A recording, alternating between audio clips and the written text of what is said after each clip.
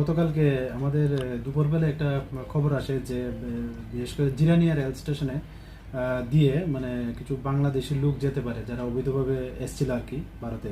তো এই সুবাদে যখন আমরা খবর পাই, আমরা জিআরপি থানা এবং আরপিএফ থানা এবং আমাদের যে বিএসএফ আছে এবং আমাদের যে আরও সিস্টার এজেন্সি আছে, আমরা আগরতলা রেল স্টেশন থেকে জিরানিয়া রেল স্টেশনে যাই।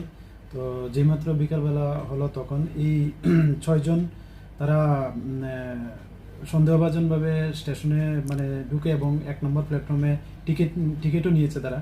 তো তারপর তাদের গতিবিধি সন্দেহজনক দেখে আমরা তাদেরকে জিজ্ঞাসা করতে থাকি তাদের বাড়িঘর কোথায়। কিন্তু প্রথমে তো তারা বলছিল যে তাদের বাড়ি বিশালগড়ে, এরকম বলছিল। কিন্তু তারপর আমরা দফায় দফায় যখন জিজ্ঞেস করলাম তখন তারা এক কোর্টে স্বীকার করে যে তারা বাংলাদেশি ন্যাশনাল এবং সবাই গতকালকেই মানে 6 তারিখ রাত্রি তারা বর্ডার ক্রস করে ইন্ডিয়াতে এসেছে এবং তারা সবাই মুম্বাই যাবে, এরকম বলছে আর কি। তো আমরা এই সুবাদে আমরা আগরতলা জিআরপি থানাতে তাদের এগেনস্টে একটা মামলা নেই, যার মধ্যে নতুন যে আছে বিএনএস অ্যাক্ট এবং ফরেনার অ্যাক্ট এবং আইপিপি অ্যাক্ট। তো আজকে আমরা তাদের মহামান্য আদালতে প্রেরণ করছি।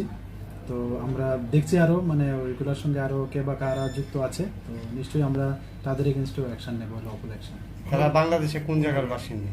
এরা টোটাল তো 6 জন। তো 6 জনের মধ্যে 4 জন হলো কিশোরগঞ্জ জেলা বাংলাদেশ, আর বাকিরা হলো নোয়াখালী জেলার সবাই। নাম তো দিই